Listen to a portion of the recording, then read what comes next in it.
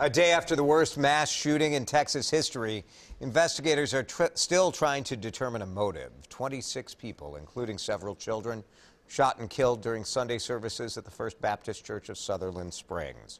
The victims' ages range from 5 to 72 years old. The gunman, 26-year-old Devin Kelly, is dead. CBS News is reporting that he killed himself. A sheriff says there was likely no way for parishioners to escape once that gunfire began. Authorities say Kelly was an Air Force veteran who was discharged for bad conduct 3 years ago.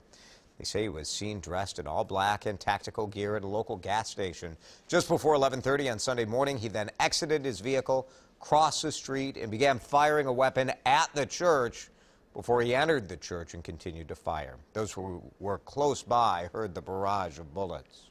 I heard the gunshots, and then you ran. And I went over there to see, and I told my wife to call Wilson County because that was gunshots, and it was in the neighborhood. It was too close to be just a firecracker or something. There's so many families who've lost family members, fathers, mothers, sons, and daughters.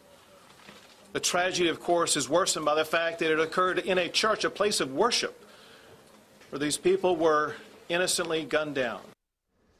As Kelly left the church, a local resident grabbed his rifle and then got in his car and chased him. Police later found Kelly off the road and dead in his car. As the investigation presses on, a vigil last night for those lives who were lost was held in that tiny town, fewer than 1,000 residents. No clear motive has been defined yet, but investigators are looking at the suspect's social media posts before Sunday's attack. One of those posts appears to display an AR-15 semi-automatic weapon. President Donald Trump reacted to the shooting from Tokyo, Japan. He expressed his condolences for the victims and said he believes gun control is not to blame. Fortunately, somebody else had a gun that was shooting in the opposite direction. Otherwise, it would have been as bad as it was. It would have been much worse.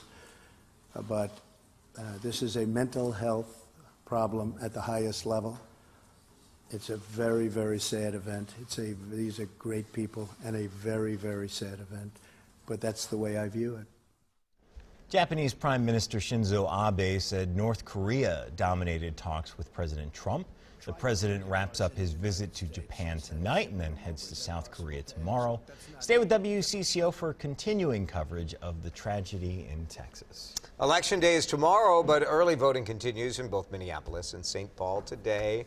Voters are choosing new mayors in those two cities. Both have ranked choice voting. We're still learning about it, right? It is confusing for some voters. Minneapolis lets voters rank preferences 1, 2, and 3. St. Paul lets you go all the way down to 6 choices. Our Pat Kessler